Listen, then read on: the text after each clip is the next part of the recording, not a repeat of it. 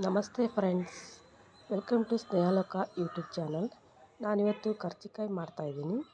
ಅದು ಹೇಗೆ ಮಾಡೋದು ಅಂತ ನೋಡೋಣ ಬನ್ನಿ.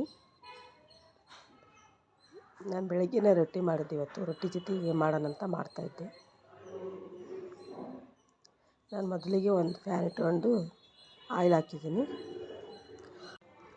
ಆಯಿಲ್ ಕಾದಿದೆ, ಸಾಸಿವೆ ಜೀರಿಗೆ ಹಾಕ್ತೀನಿ. ಅದಕ್ಕೆ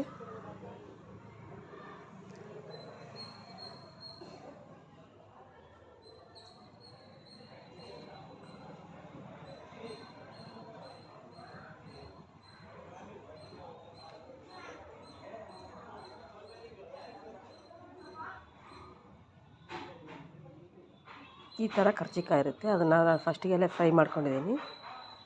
ಅದನ್ನು ಹಾಕ್ತೀನಿ. ಮೊದಲಿಗೆ ಈರುಳ್ಳಿ, ಹಸಿಮೆಣಸಿನ್ಕಾಯಿ ಹಾಕ್ತೀನಿ. ಅವೆರಡು ಸ್ವಲ್ಪ ಫ್ರೈ ಆದಮೇಲೆ ಆ ಕರ್ಜಿಕಾಯಿ ಹಾಕ್ತೀನಿ.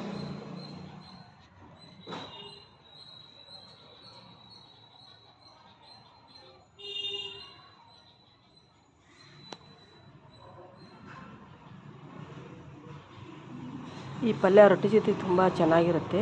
ಒಂದು ಸಲ ಮಾಡಿ ಈ ಥರ. ಇದು ಸಿಗೋದೇ ಅಪರೂಪ. ವರ್ಷದಲ್ಲಿ ಒಂದು 2 ತಿಂಗಳು 3 ತಿಂಗಳು ಅಷ್ಟೇ ಸಿಗೋದಿದು.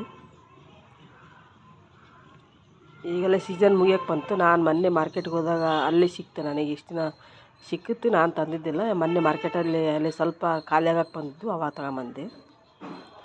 ತುಂಬ ಚೆನ್ನಾಗುತ್ತೆ ಈ ಪಲ್ಯ. ರೊಟ್ಟಿ ಜೊತೆ ತುಂಬ ಚೆನ್ನಾಗಿರುತ್ತೆ. ಒಂದು ಸಲ ಸಿಕ್ಕಾಗ ಟ್ರೈ ಮಾಡಿ ನೋಡಿ ಈ ಥರ. ನಮ್ಮ ಕಡೆಗೆಲ್ಲ ಸಿಗುತ್ತೆ, ನಿಮ್ಮ ಕಡೆಗೆಲ್ಲ ಸಿಗುತ್ತಲ್ಲ ಗೊತ್ತಿಲ್ಲ. ಇದಕ್ಕೇನು ಬೇಡ, ಬರೀ ಇಷ್ಟೇ ಈರುಳ್ಳಿ ಮತ್ತು ಹಸಿಮೆಣಸು, ಉಪ್ಪು, ಸಾಸಿವೆ ಜೀರಿಗೆ ಹಾಕಿ ಇಷ್ಟೇ ಫ್ರೈ ಮಾಡಿದ್ರೆ ಆಯ್ತು. ಚೆನ್ನಾಗಾಗುತ್ತೆ. ಇದಕ್ಕೇನು ಟೊಮೊಟೊ ಬೇಕು ಮತ್ತು ಕಡಲೆ ಪುಡಿ, ಗುರಾಳ ಪುಡಿ ಹಾಕ್ಬೇಕಂತ ಏನಿಲ್ಲ. ಚೆನ್ನಾಗಿದೆ. ಇಷ್ಟೇ ಐಟಮ್ಸಲ್ಲೇ ತುಂಬ ಟೇಸ್ಟಿ ಆಕತಿ, ಚೆನ್ನಾಗಿರುತ್ತೆ. ರೊಟ್ಟಿ ಜೊತೆಗೆ ಅಷ್ಟೇ ಚೆನ್ನಾಗಿರುತ್ತೆ ಇದು, ಮತ್ತು ಬೇರೆ ಯಾವುದಕ್ಕೂ ಅಷ್ಟು ಚೆನ್ನಾಗಿರಲ್ಲ. ಈ ಥರ ಮಾರ್ಕೆಟಲ್ಲಿ ಇರುತ್ತೆ ಫ್ರೆಂಡ್ಸ್. ಸಿಕ್ಕಾಗ ಒಂದು ಸಲ ಮಾಡಿ ಈ ಥರ ತಂದು, ತುಂಬ ಚೆನ್ನಾಗುತ್ತೆ.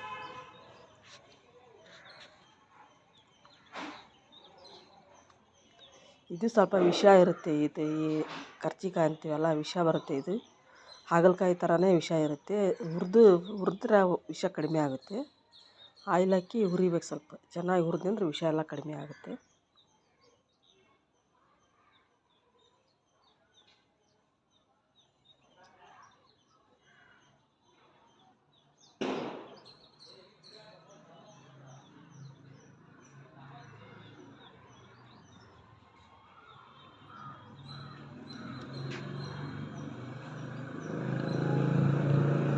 ಇದಕ್ಕೇನು ಅರಶಿನ ಪುಡಿ ಅದೆಲ್ಲ ಏನು ಹಾಕೋದೇ ಬೇಡ. ಇಷ್ಟೇ ಆದರೆ ಸಾಕು. ಇಷ್ಟರಲ್ಲೇ ಮಾಡ್ಬೋದು, ಚೆನ್ನಾಗಾಗುತ್ತೆ.